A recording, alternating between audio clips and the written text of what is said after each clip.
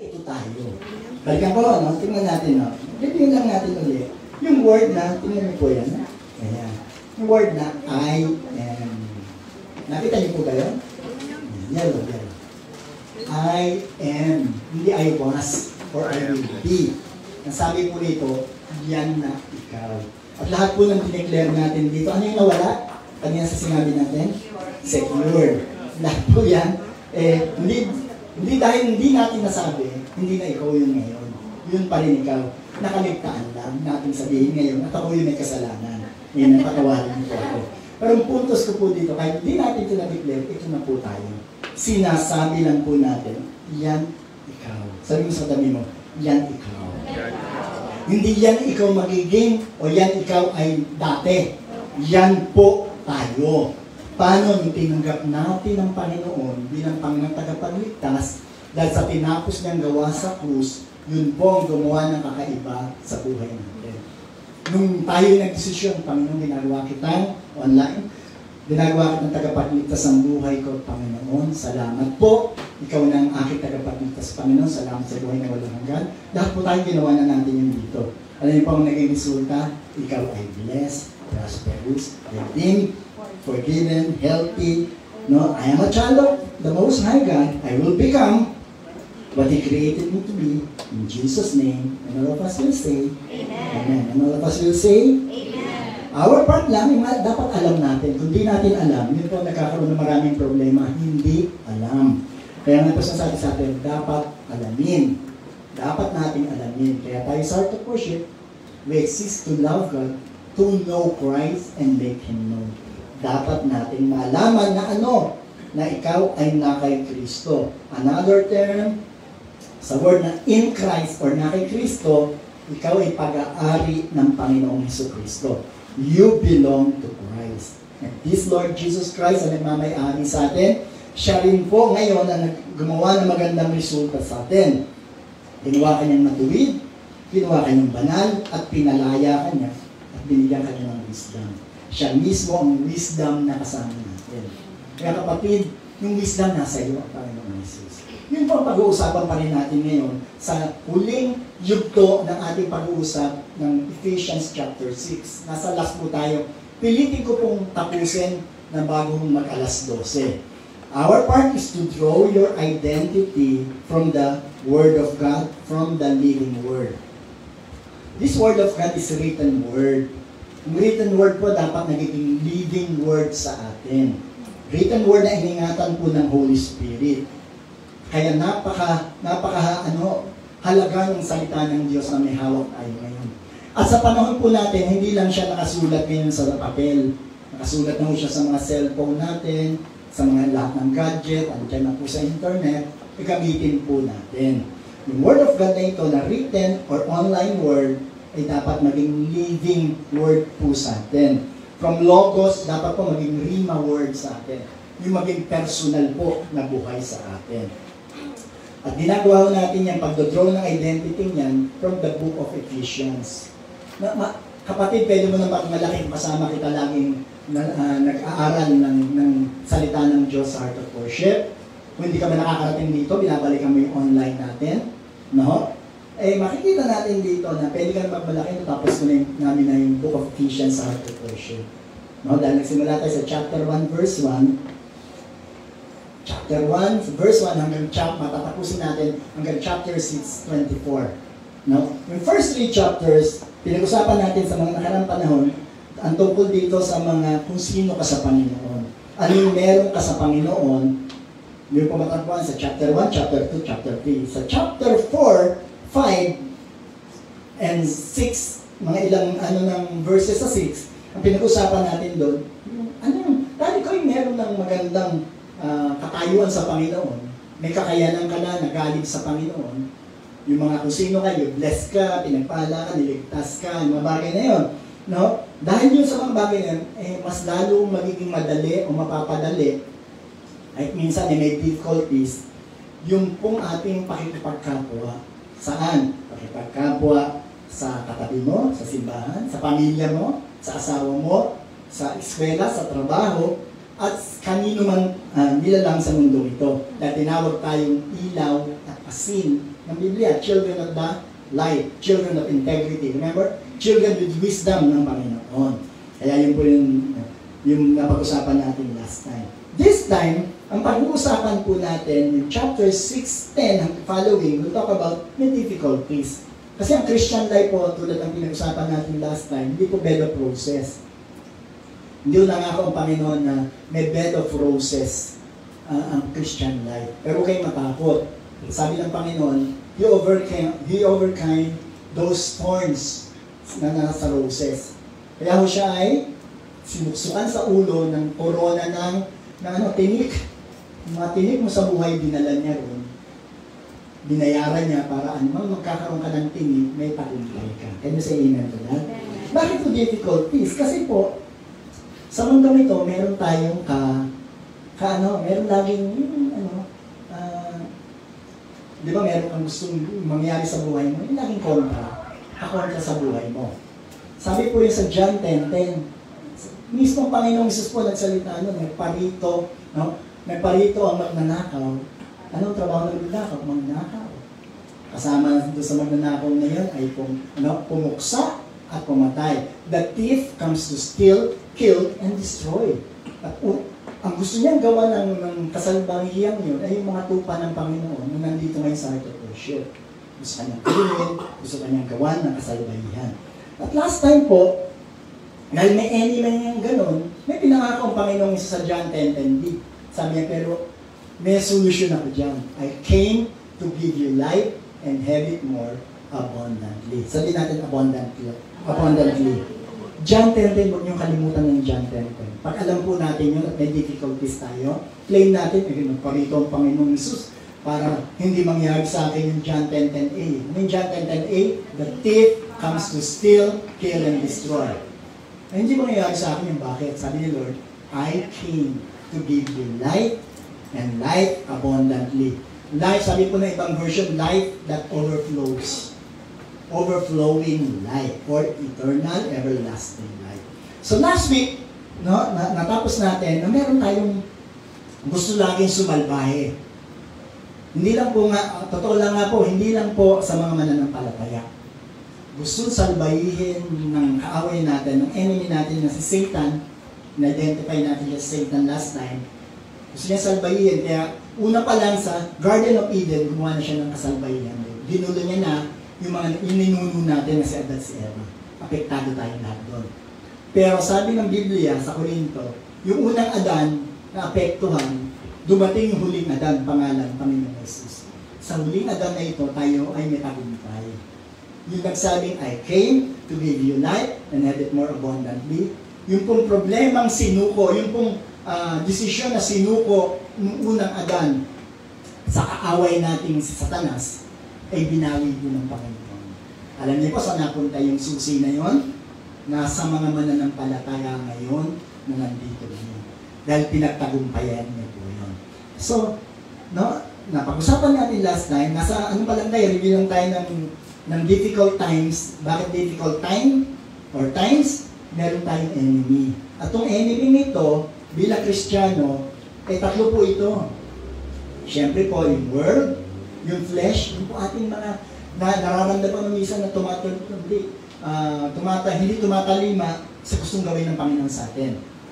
Patay na ho tayo sa flesh. Pero yung fleshly mind, yun pong nire-renew sa atin. At yung devil. Kaya nga po, nabasa natin last time, basahin ko lang po bago tayo dumiretso na.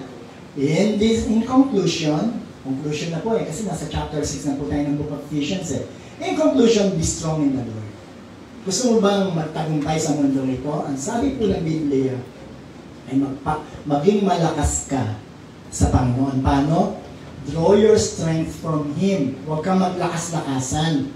Yung naglalakas-lakasan po yung lagi yung sa huli ay na-drain at huli talunan. Sabi dito, kung ikaw merong mga pinagdaraanan, may pinaglalabanan, merong mga desisyon na gagawin, may difficulty sa buhay, ikaw ay maging malakas in the Lord. Amen? Preposition po yun. Pinosisyon ka ng Panginoon, pinosisyon mo yung sarili mo, yung kalakasan mo sa Panginoong Jesus. Be empowered through your union with Him. Ang maganda po rito, sinasabi rito, you are united with Him. Hindi ka doon sa labas, hindi ako ng lakas. Ang sabi po, may lakas ka nang nasa iyo kasi nasa iyo ng Panginoong Jesus. And in the power of His boundless might. Yung kapangyarihan doon ng kanyang kalakasan na walang makakapagpigil, walang makakaputol o makakatali. No? Kasi bound, sabing bound, tinalian, tanikala eh. Wala doon tanikala.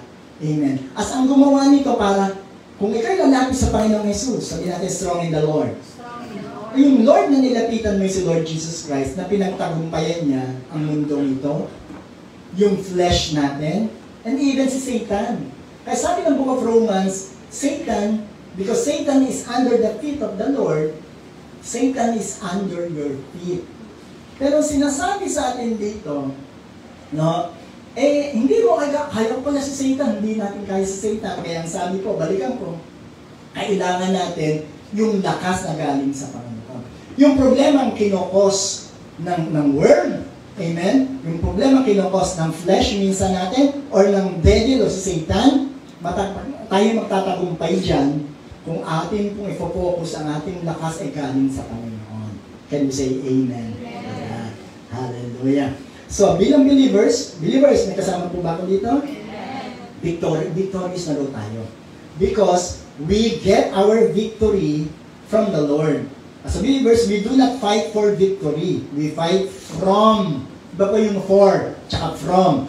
Yung for ay magtatagumpay ako. Hindi po, tayo ay magtatagumpay kasi nanggagaling yung sa tagumpay na meron tayo sa Panginoon. Amen? Sabihin natin, tagumpay ako sa Panginoon. Kaya kung meron po mga answered prayer tayo, sabihin natin, tagumpay na naman. Tagumpay na naman ako sa Panginoon. Lagi natin attribute sa Lord. Hindi sabi, ay, galing-galing ko kasi. No, lahat po na magaling. At kung magaling, pumapalya po yan. Pero ang tagumpay po ng Panginoon, hindi papalya. Kaya ano po ang napag-usapan natin last week? Be strong in the Lord. Sabi natin, be strong in the Lord. Be strong in the Lord. Ano po yun? May enemy. Papasok tayo ngayon dun sa equipment. Kaya sinabi rito, be strong in the Lord sa makakukuha ng lakas mula sa Panginoon. Sino magpuprotekta sa iyo? Verse 11, put on the full armor of God. Armor of God. No? So that you may be able to successfully stand up against all the schemes. Sabi natin schemes. The strategies and the deceits of the devil. Yung panloloko, yung mga pamamaraan, yung pong word na schemes. No? Schema. Yung pong word na yun ay pamamaraan sa Satanas para ikaw ay hindi magtagumpay o ikaw ay maging talunan. Sabi rito, be strong in the Lord and put on the full armor of God. At yung full armor of God, yun po pag-uusapan natin. Ready na po ba kayo? Ako lang po. Ready na po ba kayo? Kaya lang, ayoko munang pumunta tayo doon. Kasi verse 11. Bago tayo pumunta ng verse 13, sabi natin verse 13, anong sunod sa, in between na 11 at 13, 12. Dapat daw ho nating malaman ito. Sabi sa katabi mo, dapat mong malaman. For our struggle is not against flesh and blood. Hindi po daw tao ito. Di ba flesh and blood yung tao? So, yung mga struggle daw natin, hindi kagagawan niya ng mga tao sa paligid natin. Although minsan nagagamit po yung tao sa paligid natin. Tama po? Minsan ikaw pa yung nagagamit sa paligid ng tao mo. Tama po ba? Ako lang po ba yung minsan? O tayong lahat? Flesh and blood eh. Hindi daw ang labanan, hindi po dito sa katawan na ito sa nakikita. Contending only with physical opponents. Sabi dito, our struggle, ginamit lang yung word na struggle dito. Ibig sabihin ito yung ating difficulties. Hindi po cause yan ng flesh and blood. Although, may mga decision natin minsan na-apektan yung difficulties natin. Flesh and blood yan. Pero alam niyo po sino bang ayaw magtagumpay? Na ikaw bilang mananampalataya at nakikristo Kristiyano, ang may ayaw na magtagumpay, may ayaw na magtagumpay ka, ay yung kaaway natin si Satanas. Kaya binabanggit po dito, pinaalam sa atin ng salita ng Diyos sa pamamagitan po ng libro sa Efeso ni San Pablo. Sabi rito, hindi tayo against sa flesh and blood, sa mga difficulties na sa buhay, But we are against the rulers, against the powers, against the world forces of this present darkness, against the spiritual forces of wickedness in the heavenly supernatural places. Kaya may supernatural po talaga nangyari. Lalo na sa mananampalatayang nandito. Ang buhay mo ay supernatural. Because you have a supernatural God, may kaaway pong supernatural na gusto kang pigilan. Huwag naman, ang galing pala. No, para pala ako superhero. Hindi po yun ang puntos dito. Ang puntos po dito, sa mundong ito po, ang labanan ito ay labanan between sa kaaway na Satanas at ikaw bilang mananampalataya. Hindi mo kaya yon, magiging kaya mo yon if you are this strong in the Lord. Dahil ikaw ay na kay Kristo na. So ang laban ito, hindi mo laban. Laban to ni Lord Jesus. Amen, kasatanas. At never po, si Satan ay papantay sa category ni Lord Jesus Christ. Si Satan po kung sa boxing paperweight. Si Lord Jesus Christ heavyweight. E doon ka sa heavyweight nakapasok. Amen? Amen po? Amen. Di ba tuwan-tuwa ka? Hindi na naglalaro ng boxing ngayon sa Pacquiao, nandun sa politiko kasi. Pero ang puntos ko po dito, si Pacquiao po nanalo, di ba feeling natin tayo nanalo. Ganun po ang feeling natin dapat ngayon dahil nanalo po ang Panginoon. Hindi po pwedeng ma-knock out si Lord Jesus Christ. Kaya ikaw, be strong in the Lord, hindi ka pwedeng ma-knock out. Hindi ka pwedeng ma-knock down. Sometimes lumuka, pero sabihin din mo, ang kalakasan ng Panginoon, itatayo ka ng Panginoon. Minsan na-knockdown ka. Bakit? Hindi ka nag-be strong in the Lord eh. Pero sabi ng Psalm 37, 7 times daw magpo-fall minsan ng mga righteous. Pero andun si Lord, laging nag-pick up sa kanya. Kung nag-fail po tayo, ito naman po ang payo sa mga minsan nag-fail. Ako po minsan, kasama po ako doon. Ang payo po, si Lord po hindi kahayaang lugmok. Andun siya, tataas ka. Amen? Ang gagawin mo lang, Lord, help me. Ano ginawa kay Pedro nung nalulubo? Panginoon, tinaas. Yan din pong gagawin sa atin ng Panginoon. At para doon tayo magtagumpay, unang-una, be strong in the Lord. Pangalawa, hindi mo kaya ang kalaban mo kung sa'yo lang.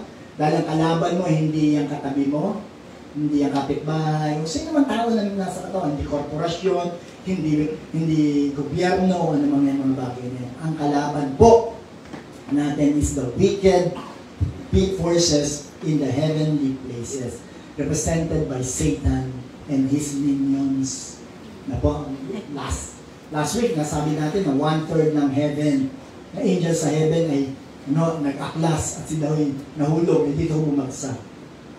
Kaya mundo po ito, umaasa po tayo na gaganda, ito'y patanda ng patanda, at ito hindi magiging maganda. Pero hindi po yung dilubyo ng mensahe. Ang mabuting balita, may mga niligtas nandito ngayon.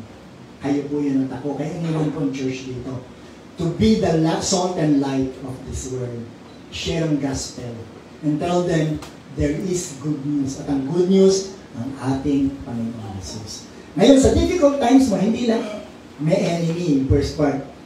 Meron din po equipment. Sabi natin equipment. Second, ng ating outline po sa chapter 6 ng Ephesians, mga ipo ito. First E is the enemy na discuss natin last week. Second is the equipment. Sabi natin equipment. Third, the energy. Meron kang equipment, wala kang energy, wala rin. Remember, naalala ko na si David po. Di ba si David po, nung kakalaban niya sa Goliath, sabi ni King Saul, meron ako dito equipment. Pero sabi ni David, hindi ko kaya yan. Wala akong energy para dyan. Remember? Anong energy niya? Yung kanyang pong sling. Yung kanyang tirador. Tawag natin tirador doon. At yun po ang ginamit ng Panginoon. Amen? No? Yung equipment ni Saul, ay yun po yung flesh and blood. Ang panlaban, sabi niya meron po ako ibang equipment. Nasubok ko na dahil ito'y galing sa Panginoon. Energy. And lastly, is the encouragement. Ito po yung pag-uusap ng Efeso at ni Paul. Makikibasa po tayo. Makakuha rin tayo ng encouragement. Equipment. The equipment. Amen? Sabi natin equipment. Verse 13 to 17 na in book Ephesians chapter 6. Sabi po sa verse 10, in conclusion. Hindi po ba? Sabi niya naman dito, in conclusion again, therefore. Kaya kung si Pastor Ricky po, nasabi matatapos na tayo, hindi pa natapos.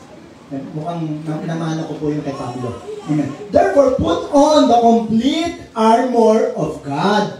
Ephesians 6:13. Why? So that you will be able to successfully resist. Sabi natin resist. And stand your ground in the evil day of danger. There is an evil day.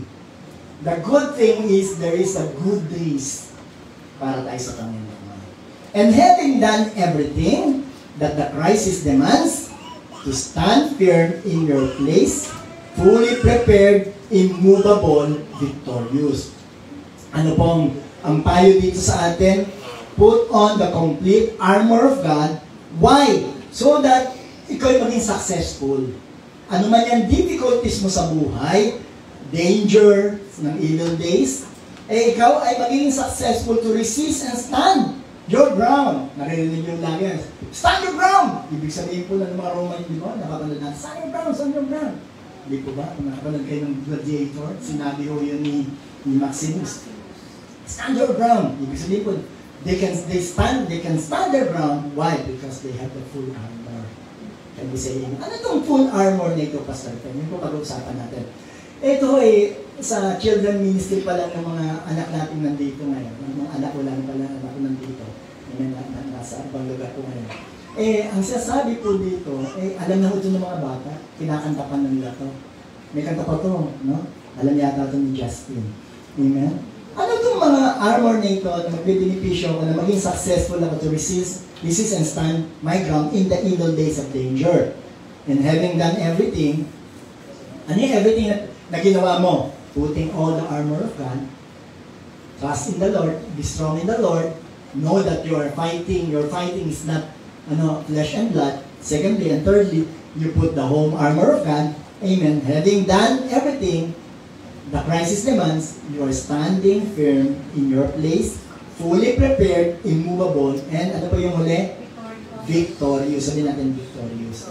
Ito yung sa katabi mo, victorious. Stand. Kaya sinabi po dito, di ba dito? Stand. Stand your ground. Sabi sa verse 14, New Living Translation po ang babasahin natin. Stand your ground, putting on the belt of truth.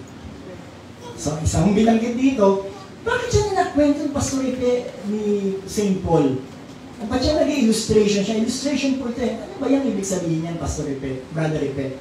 Dahil St. Paul po, ang paligid niya, ay na-observe niya, yung mga nasa paligid niya, nung panahon na sinulat niya ito, ay may mga suot na ganito.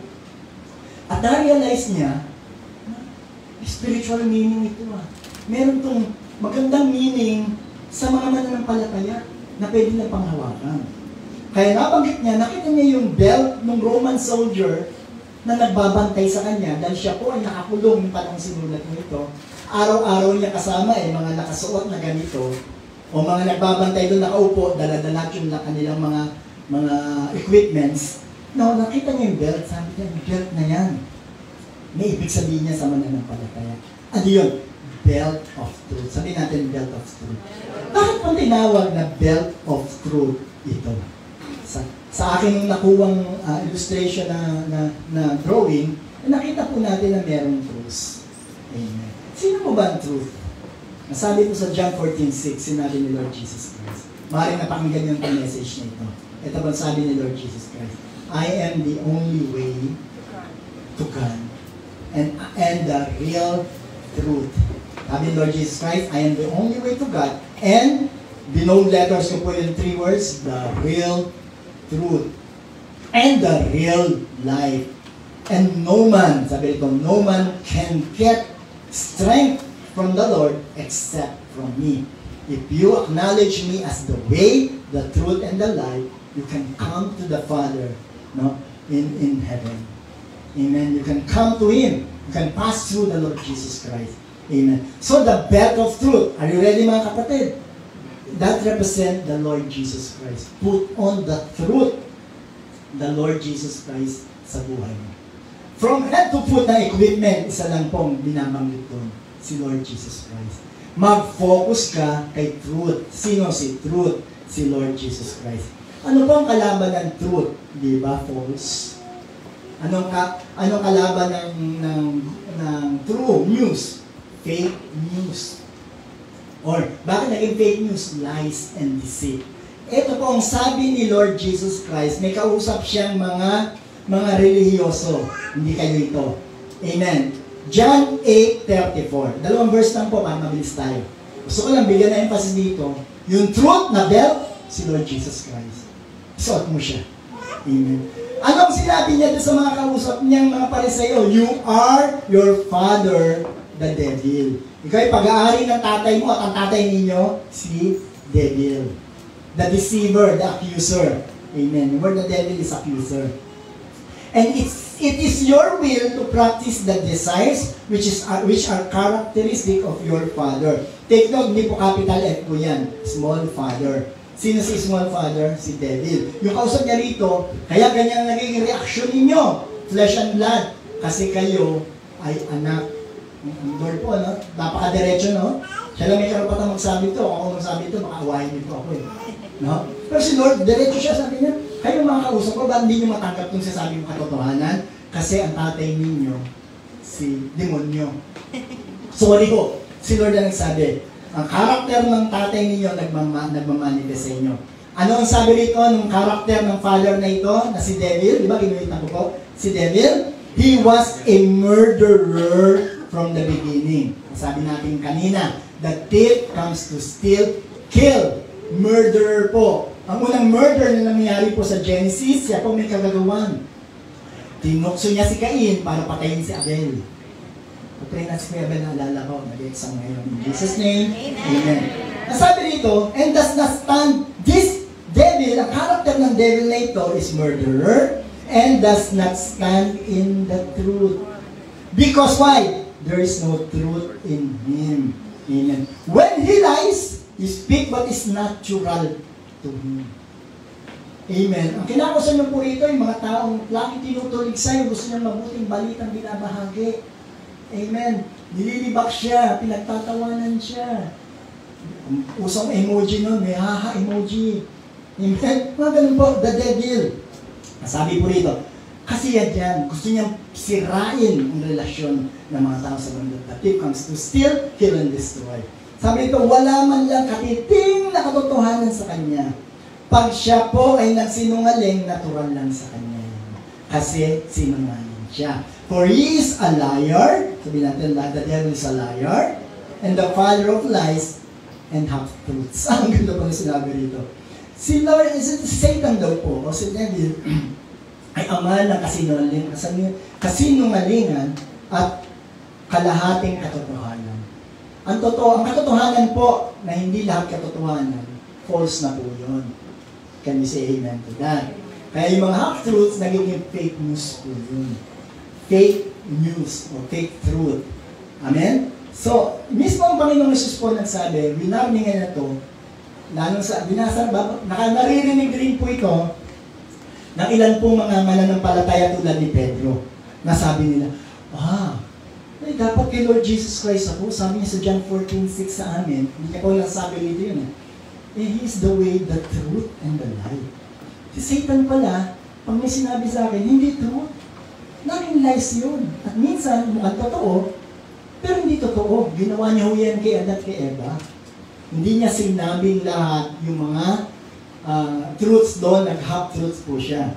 Sinabi ba ng Panginoon? Kasi sila naman po ay nakafocus doon sa kanilang magiging katayuan. Pagkakinig sila ron sa half-truth o sa truth na yun, sila ho ay nagoy at naloko. So ano pong sagot sa half-truth at lies truth? Amen. Kaya nasabi po, kung marami pong mga counterfeit, kahit tanongin niyo po si Ate Aubrey, nag-aaral po yan ng counterfeiting sa kanila pong trabaho. Amen. May mga ng fake na pera ang turo sa kanila, alamin mo yung tunay na pera. Kasi habang lagi mong hawak o nadadama, nararamdaman yung tunay na pera, yung fake mas madaling madetect. Huwag na ho natin, ano bang faith? Ano bang faith? Ano bang faith news? Ano bang faith dito sa mga hindi paniniwala nito? Ano bang gustong gawin ni Satanas? Marami ho, naghahunting pa kay Satanas eh. Nahunting si Satanas. Hindi ho natin road hunting Satanas. Hindi mo na siya kailangang huntingin. Kasi gusto niyang huntingin ka. Gusto kanyang lupuhin ka. Gusto kanyang sirain at tuksanin. Ang huntingin po natin at ginagawa natin yung truth. Isuot natin si Lord Jesus Christ sa buhay natin. Can we say amen? Ano po yun? Belt of truth. And, sabi sa verse 14b, and the body armor of God's righteousness. No? Ano yung body armor? Tuturo po sa inyo. Ito po yun. Ayan. Amen. Ito po yung belt of truth. No? Hallelujah. So, bakit po muna binanggit yung belt of truth bago yung body armor of God's righteousness? Kasi po yung armor, both front and back po yan, hindi lang po front yan. Pag na kayo'y nakakita ng tunay na armor ng mga Roman soldier, bakit Roman soldier ginagamit pa sa repe? Eh, nung panahon nung sinulat po ni Pablo to, yan po yung kanyang mga nakakasama eh. Yan po ang kanyang illustration na ginamit. Ang sabi po dito, bago mo, isuot mo muna yung belt of truth, and then the body armor of God's righteousness. Bakit po? Kasi po yung armor ay nakadikit po sa belt of truth. Mas magiging matibay po yung suot niyang armor dahil yun po ay aalala yung belt na yun. Hindi lang po pang pantalon niya o yung pang sayan niya. Yun po ay buong po. Nagtatali po yung belt of truth na yan sa armor at sa lahat ng equipment na meron siya. Amen. Even po yung sword, dyan din po nilalagay. May kausap po ba ako? Ano pong klaseng body armor ito? Ang galing ko lang po. Ang body armor, yan po. Gawin ko pong red. Ayan. Yan po yung body armor. At yung body armor na yan, pinoprotektahan niya yung harap mo at saka likod mo. Anong tawag dito? The body armor of God's righteousness. Sabi ko sa inyo, lahat ng equipments na ito, ang pinatutunguhan nito, ang tinuturo nito, ang ating Panginoong Hesus. Di ba po sabi sa 1 Corinthians 1:30, ang sabi po rito sa NASB version, it is due to Him that you are in Christ Jesus. Ikaw ay na kay Kristo Jesus. Dahil sa Kanya, who became to us wisdom from God and righteousness. Righteousness daw natin ng Panginoon and sanctification and redemption. 2 Corinthians 5:21. Are you with me, church? Nakaka-follow tayo? Sabi po dito ni Pablo, si Lord Jesus Christ daw po was made, no? The God the Father made the Lord Jesus Christ who knew no sin to be sin on our behalf. Si Lord Jesus Christ na wala man lang anong bahid ng kasalanan. Naniniwala po ba kayo doon? Kaya nga siya lang may karapatang mamatay sa krus eh. May pako sa krus, mamatay, ilibing, mabuhay na muli, at ngayon nakaupo sa kanang kamay ng Ama. Ang sabi po, yung ginawa ng Panginoong Hesus na yun na sacrifice, hindi ho dahil makasalanan siya. Yun daw po ay ginawa niya para sa ating mga makakasalanan. Saan mo nakita yung Pastor Rapid? He was to be sin in our behalf. Yung our dito, tayo po ito. Ano yung second part? Why? Why the Lord Jesus Christ, who knew no sin, became sin or became sin for us, or He was crucified on the cross because on our behalf. Why? So that, sabi natin so that we might become the righteousness of God in Him. Kaya lagi natin sabihin, I am the righteousness of God in Christ. One more time, sabihin natin lahat. I am the righteousness of God in Christ. One more time. I am the righteousness of God in Christ. Ano po bang pinoprotektahan ng shield? Ng breastplate of righteousness? Puso. Ang ating puso, balon-balunan, kalamnan, both front and back. Si Satan po, traidor. Kaya tatraidor rin kanyang patalikod. Ang maganda po yung breastplate of righteousness, protected ka both front and back. And sabi po, we are righteous in Christ. Alam po ang gagawin ni Satan, mamaya meron, sasabihin dito, si Satan daw po ay meron po mga pana mas pinakakawalan. At yung mga panang pinakakawalan niyo yun ay mga salita. Kung ano mga bagay na sasabihin sa iyo, i-condemn ka. Hindi totoo yung katayuan mo yan. Yung binasa mo kaninang bago nagsimula tayo mag-aral ng salita ng Diyos, yung I am blessed, I am the child of God, in Jesus' name, amen. Hindi totoo yun, yan po mga tapanan niya. Lalo na ho, kung tayo ay pumalya minsan, di po ba, siya rin may kagagawan. Alam po, estilo ni Satanas, estilo po ni Satanas, siya po ang gagawa na ikay bumagsak, at pagbagsak ka na, ilulog mo ka pa niya. Eh ngayon, kung ikaw man ay naapektuhan gano'n, so pwede mo sabihin, I am the righteousness of God in Christ. By saying that, you have the breastplate of righteousness. Meron ka bang karapatang sabihin yun? Yes, kasi ikaw ay righteous. When Satan accuses the Christian, it is the righteousness of Christ that assures the believers, andito ka ba? Amen. Of His salvation. Kaya yung kaligtasan po natin ay sure and secured. Hindi po pwede mawala yun. Sino sabi sa'yo, hindi ka naligtas? Nakinig mo, ay, ligtas pala ako. Paglabas mo dyan, marami ka ng mga nakita, ng naisip. Nagbubong sa'yo, ayan. Parang dati ka rin, hindi ka naligtas. Ang kaligtasan po natin, hindi nakabase sa ating ginawa at hindi gagawin. Nakabase po yun sa ginawa ng ating Panginoon na tinanggap natin. Hindi naman yung magtutulak, gagawin ko na lahat ng kasalanan. Hindi po. Ikaw rin ang may problema sa huli. Ang puntos po dito, si Satan po, liar. Accuser of the brethren. Ang muna niyang titirahin sa iyo kaligtasan. Pag nagbabasa ka ng Bible, sasabihin sa iyo, ako lang po ba? O kayo rin? Ito, hindi, wala na akong problema ngayon doon eh. Pero dati ho, lalong simula ako naging Christian, babasa ako ng Bible, hindi sa akin, kita ko yung Bible, hindi yan sa iyo. Meron pa sa mga mababait lang yan. Hindi ka na mabait. Hindi po ba? Niyo po ba yan minsan? Minsan, hindi ka mamahal ni Lord. Totoo ba yan Diyos? Yeah? Yan po ay mga pana na pinupukol sa atin sa Satanas. Kung di natin alam ang katayuan natin na suot natin ang belt of truth panlaban sa mga lies ni Satan. Suot natin ang breastplate of righteousness na protekta ng ating puso. Dahil ang puso natin ay kadikit ang puso ng Panginoong Jesus. Amen? Sabi dito, our positional righteousness, no? When Satan accuses the Christian, it is the righteousness of Christ that assures the believer his salvation. But our positional righteousness in Christ, without practical righteousness in the daily life, only gives Satan the opportunity to attack us. Kaya ho napakalaga na malaman natin, eto ako, yung alam niya ho, kung sino siya sa Panginoon, yun po yung right living produces, right believing produces right living. If you know who you are in Christ, yung pong attitude natin, character natin, na minsan po ay medyo may-incline na. Minsan, dahil marami ka na-encounter na difficulties, situation sa buhay na ito, and mag-i-incline ka na kumanti na kaya ako, mag-away na rin ako, ganito yung gano'n, biglang paalala ka naman, you are the righteousness of God in Christ. Sinuot mo yung breastplate of righteousness, belt of truth, dalawa pa lang po ito.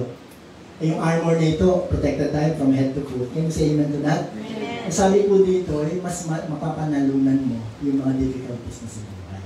Sa paa, may suot na tayo na sinturon, meron na tayong protection sa dibdib at sa likod.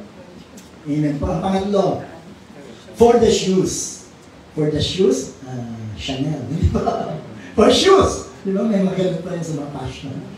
For shoes, put on. Sino magsusuot? Ikaw. No? Ikaw ang magsusuot. Amen. Put on the peace that comes from the good news. Sino nakarinig na rito ng mabuting balita? 5, 6. Ang mabuting balita po yun.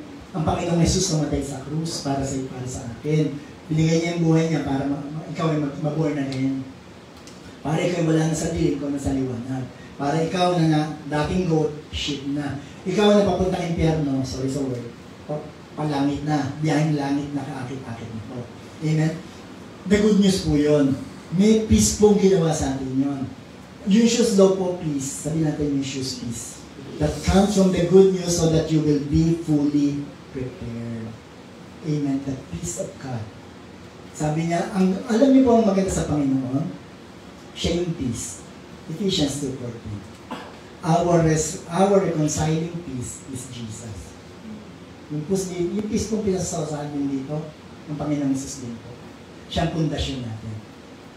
Dagdag kaalaman lang po, yung pong mga sandalyas po o shoes ng mga Romans, pag yun po ay tumapak na po sa lupa, ang tapak po nun, hindi basta-basta magagalaw. Kasi may mga spike po yung kanilang suot na sapatos.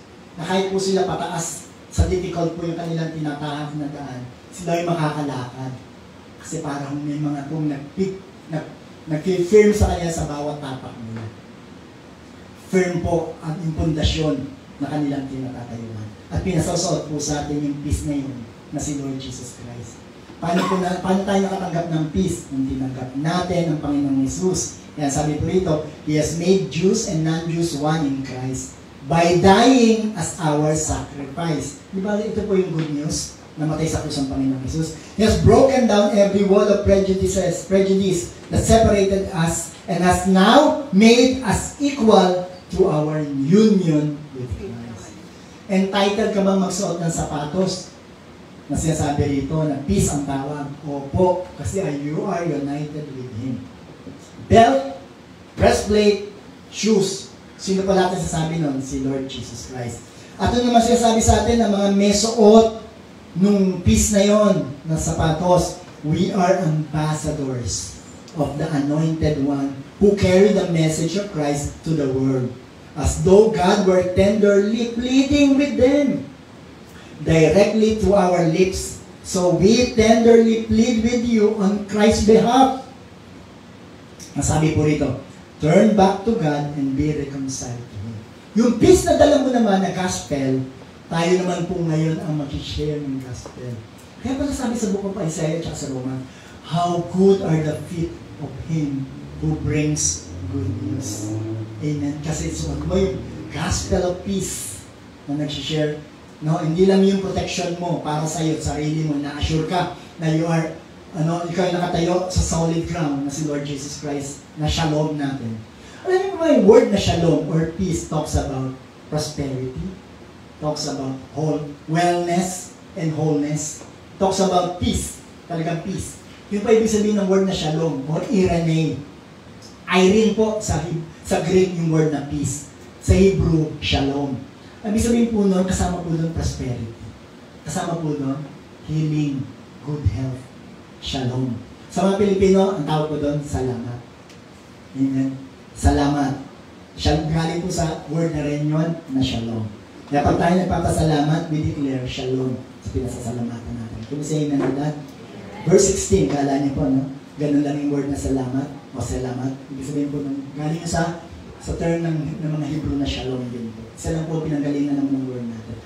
Ano pa ho dito? Verse 16. In addition to all this, ano yung all this na? May addition pa. The belt of truth. Ano pa ho yun? The breastplate of righteousness. The shoes, the gospel of peace na shoes. Amen. May addition pa daw ho. Hold up. Hindi mo hold up ha. Hold up the shield of faith. Why? Why do you need to hold up the shield of faith? Lahat po ito, defensive to. Diba? Kaya LD, diba? Kaya LD, may mga gano'n yan. Depensa po yan. Amen? Lahat po na binanggit natin kaya, defense natin yan. Can we say amen? Ang shield na, the full armor of God, defense at saka offense din po. Kasama yan. Ngayon, puro defense ang nasabi natin dito. Bakit shield of faith? Meron daw akong pinapala ang kaaway na si demonyo, si devil. Ang tabi ito, fiery arrows. The word na fiery, na po hindi lang pa siya basta may tuloy sa dulo, may pana, aba nagliliyab pa ho. At papanain niya po yung mga Kristiyano. Amen? Bakit mo pa hayaan? Sige, paano ka? Breastplate ako. Kung lumagpas dito katama ka. Amen? Pero, may belt ako, may shoes ako. Ayaw ko sipahin yan. Hindi po ba? May shield of faith. At ang ginamit na word sa shield ay faith. Amen? Kasi meron pong false eh. Nasagot sa false na pinapala ni Satan sa ating mga, bawat sa atin, personal o grupo o pamilya, amen, ito'y gusto kang sakyan at sirahin. Amen. Yung faith dito sinasabi rin, hindi po ito yung faith na saving. Yung nangyari sa atin, tinanggap natin ng Panginoon. Although, tinitira po ni Satan yung ating salvation. But rather, living faith, a trust in the promises and the power of God. Hindi po ba, naka-attend ka ng Sunday, may kausap po ba ako dito? Na pwede mong sabi niya, amen? Amen. Dito ka Sunday, napakinggan mo na, ay, kinanta namin. Sing God. Nung nagpagaling sa leper, sabi sa kinanta namin, God, pwede rin akong gumaling ngayon. Tama po? Tama po ba yun o tama yun? Tama! Asa po, you are the same God. Ganun ka pa, di po ba? Para si Pastor Rebek, bulan na lang ang ano. Di po ba? Dinideclare talaga. Paglabas mo dyan, yan yung pangalan. Initira ko yung faith natin. Ito ba yun? Bakit nandito pa rin yung aking sakit sa liit? Bakit ganun pa rin? Nandito pa rin yung aking kulani. Cancer na natin eh. Kaya hindi lang sipon mo yun. Ano? Kaya ginadyoke yun, di ba? Hindi po ba ganun? Bakit hindi pa nawawala? Yun po yung mga fiery darts. Kaya pag dumarating na po yun, andun po yung shield, this defensive weapon. Ang tinitira niya yan yung pagtitiwala mo sa Panginoon. Pagtitiwala mo sa kanyang pangako. Meron 3,576 promises tayong nabilang na pangako ng Panginoon. Gusto niya mong bawat isang yon ay pabagsakin sa buhay mo. Amen. At saka pa, hindi kaya ng Lord yan. Ay, kaya ng Lord yan. Sabi nga, hindi po ba? Kaya ni Lord yan, kaya lang hindi para sa iyo. Para kay Brother Ron. Kasi mas malapit si Brother Ron kaysa kay Brother Mike. Di po ba? Ano po, di po ba gano'n? Ay, yun pa, hindi para sa akin to. Siguro kay Pastor Ron, pwede, Pastor siya eh. Kay Pastor Ipe, pero sa akin, ordinaryo lang. Wala pong ordinaryong Kristiyano pagdating po sa pangako ng Panginoon. Yan po yung mga binabati sa ating mga darts ni Satan. May darts pang gano'n, di po ba? Gusto kayo bullseye. Papaya ka ba? Hindi. Papaya. Papaya ka ba? Hindi. Kaya faith is a defensive weapon that protects us from Satan's fire darts. Kaya sabi ko sa mga Kristiyano, nandito ka ba? Mananampalataya. Ang sabi po sa 2 Corinthians 5:7, for we live by faith. Kanda tayo nabubuhay sa pananampalataya. Not by what we see with our eyes. Yan po ang gustong pakita sa iyo, yung nakikita ng mata mo. No? Yan nakita ng mata niyan, flesh and blood. Nasabi rito, mabuhay ka sa pananampalataya. Amen. Sometimes we walk by faith. No, ang sabi sa atin, walk by faith. Yung nag-walk by faith, eventually, nakakagawa pa at may nangyayari maganda sa buhay nila. Kaya natural po sa atin ang manampalataya. Kaya tawag sa atin, mananampalataya. Di ba yung tawag sa atin? Ang mananampalataya, anong ginagawa? Manampalataya. Ang magnanakaw, anong ginagawa? Magnakaw. Huwag mo hayaan yung magnakaw na pag nakawan ka ng pananampalataya mo. Kaya meron kang shield of faith. Ano po ang meron? Pag meron kang faith, sabi natin, may faith ako? May faith ako. Sino po may faith dito? Sabi natin, amen. 1 John 5:5, ERV version. It is our faith. May faith ka ba? It is our faith that has won the victory against the world. Ganda po, ano? Ulitin ko po. It is our faith that has won the victory against the world, the flesh, and the devil. So who wins against the world? Only those who believe that the Lord Jesus is the Son of God. Diba ginawa na natin yun? Ganitong verse na ito po, claim na natin ito. Ay, victorious ako kasi nanampalataya ako sa Panginoon eh. Sino daw po yung mga nagtagumpay? Those who believe that Jesus is the Son of God. So who wins? Basahin ko ulit. So who wins against the world? Only those who believe that Jesus is the Son of God. Sinagot din po yung tanong. Can we say amen? Amen. Amen? Put on! Ito na ang mga matindi pa. So, meron na tayong belt, meron na tayong breastplate, meron na tayong shoes. Aba, meron ka na rin, palangga. Ano yun? Faith. Yung faith daw po, ang palangga natin, yun ang magtatagumpay. Yung ito pa, dagdag ko lang to. Natutunan ko lang to sa aking mga panonood ng Gladiator. Kasi hindi naman ako nabuhay ng panahon na yun. Malapit-lapit ko yun sa panahon ng Panginoon. Alam mo ba yung faith ng isa? At yung faith ng isa, pang nagdugtong-dugtong, ano mang pana na dumarating, hindi makakapenetrate. May kausap po ba dito? Di ba nakikita niyo po yun? Bilang, hold your ground! Di ba? Magdidikit po sila lahat. Anong ginagamit nila?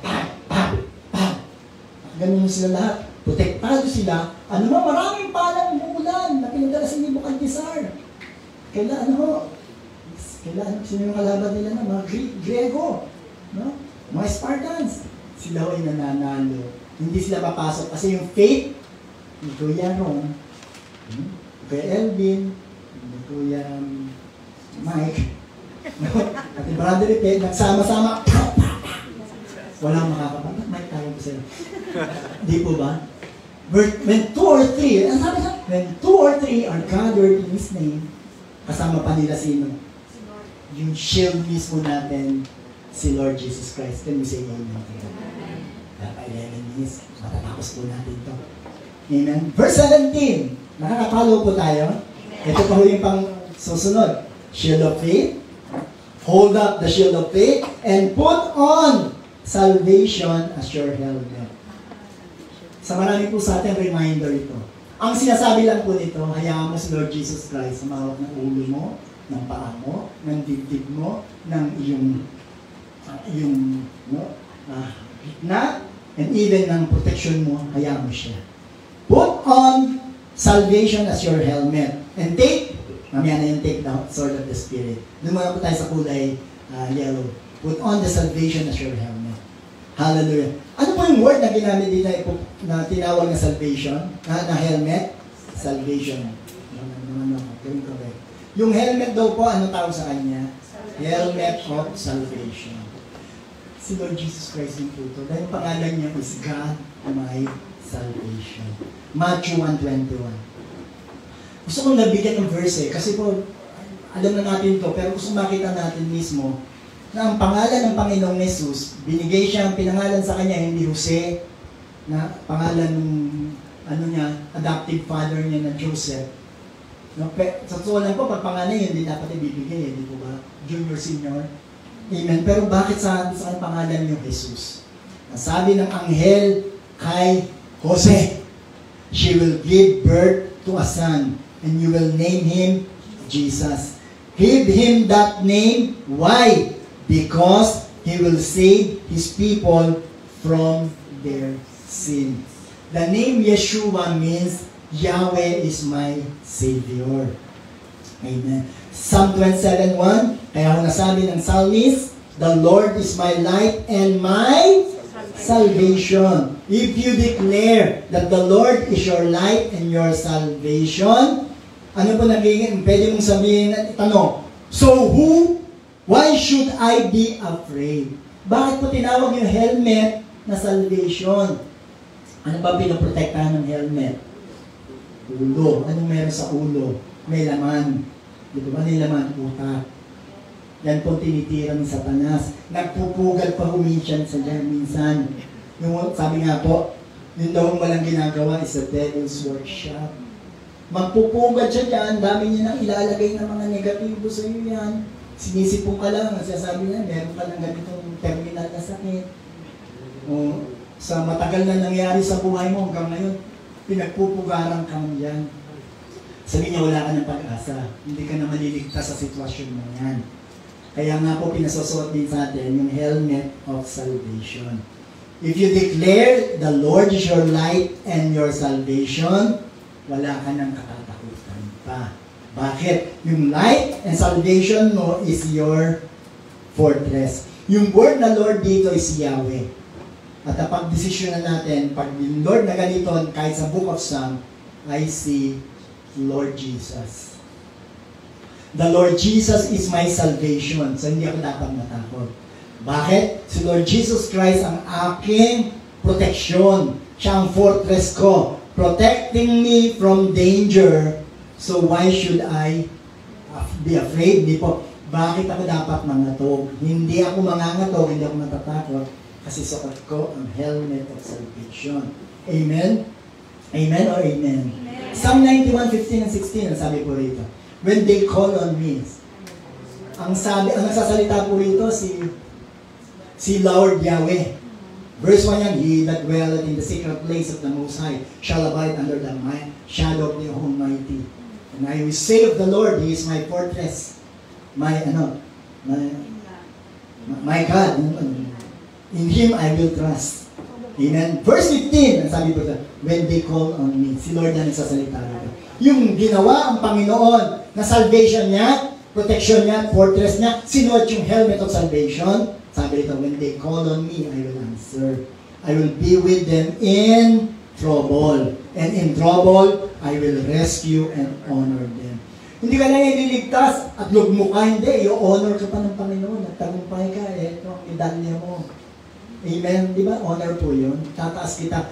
Pag kayo may trouble, may dumarating ng difficulty sa trouble sa buhay niyo. Ang Lord po hindi yan titigil na hindi niya bibigyan ng kalakip na pagpapala. May lagi pong kasama yan. Kaya pag may difficulties ka, sabi mo, Lord, ikaw ang kaligtasan ko. Alam ko, meron na naman akong, may gagawin ka na ng magandang bagay sa buhay ko.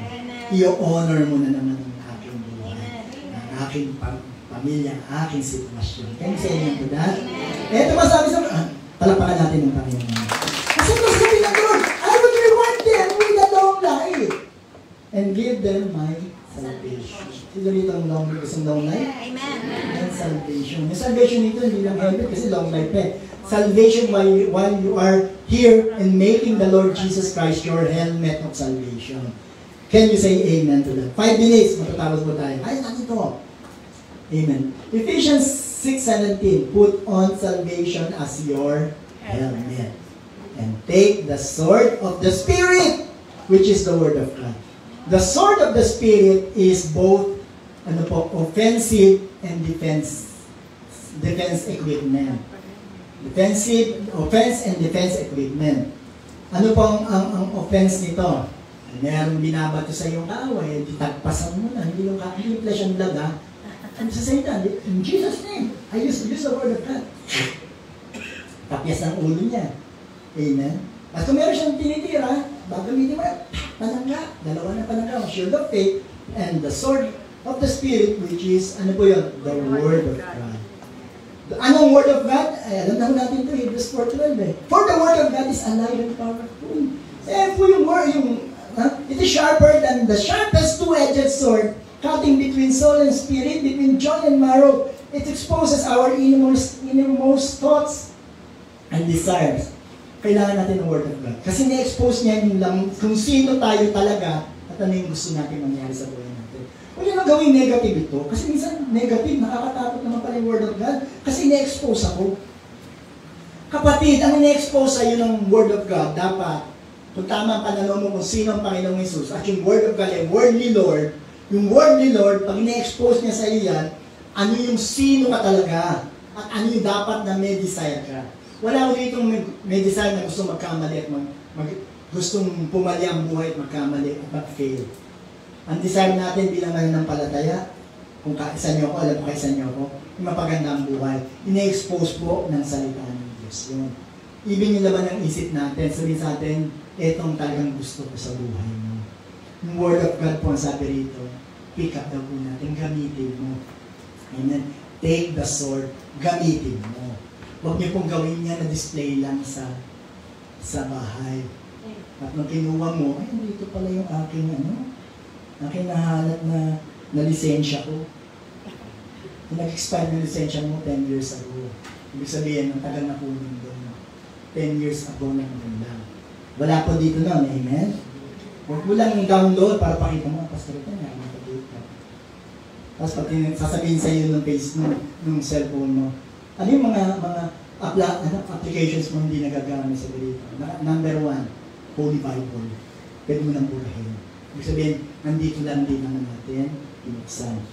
Amen. Wala dito lang kasi kayo lahat nagbabasa ng Biblia. Can you say, kinakausap ko ngayon nandun sa SM Center.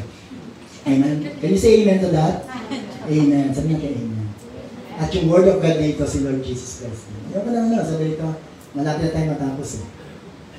Ganyan ako, kanina pa ako. For the Word began, the Word was there, the Word was with God, and the Word was God. He was there with God in the beginning.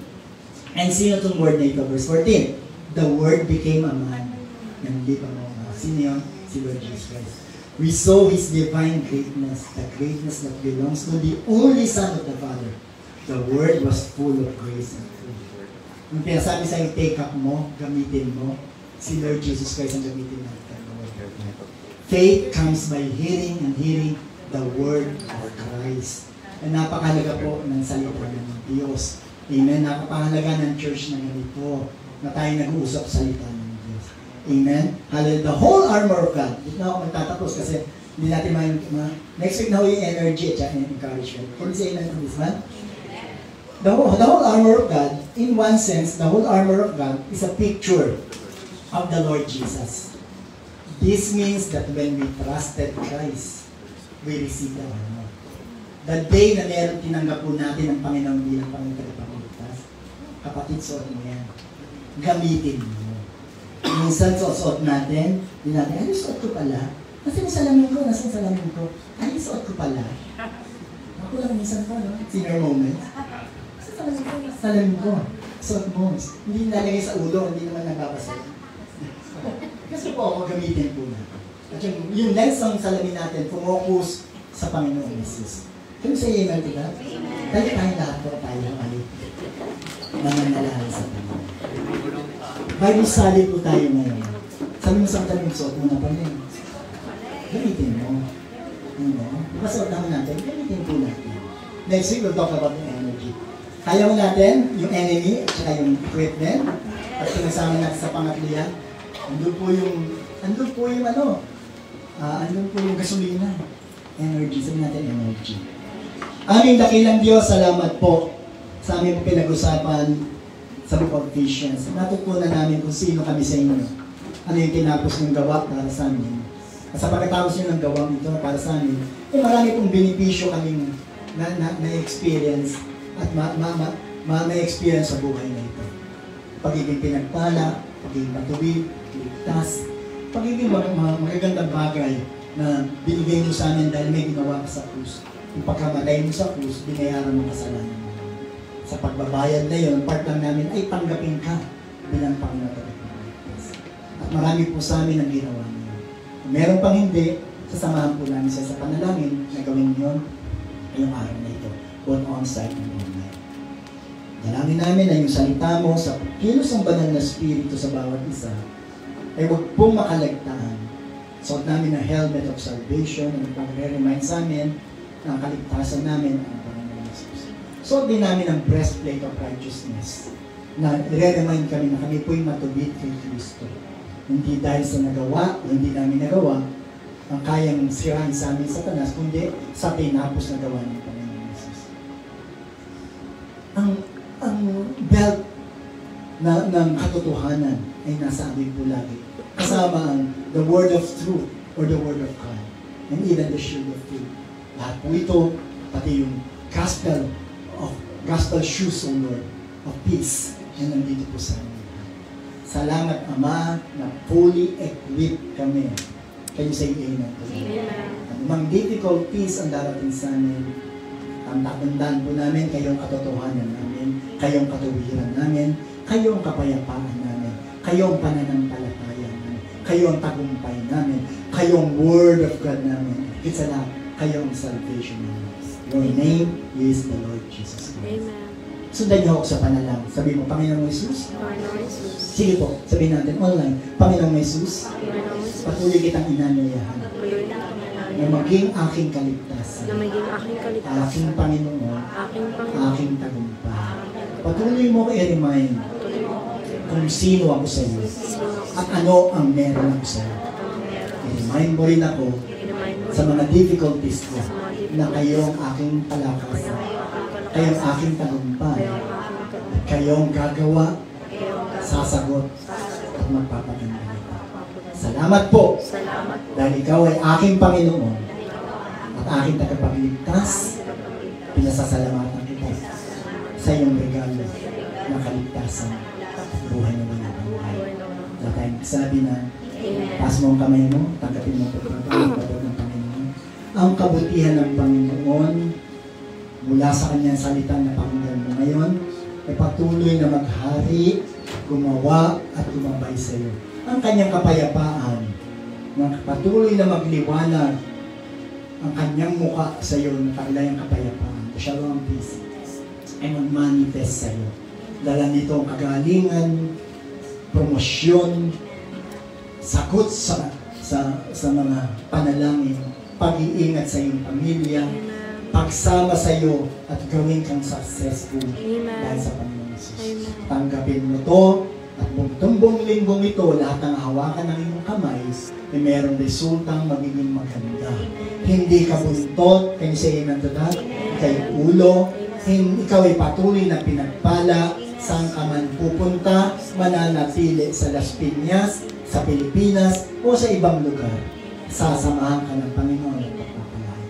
Tanggapin mo to sa pangalan ng Panginoon Jesus. Lahat ay magsabi ng Amen. Can you say amen to that? Amen. Sabi natin, thank you Lord.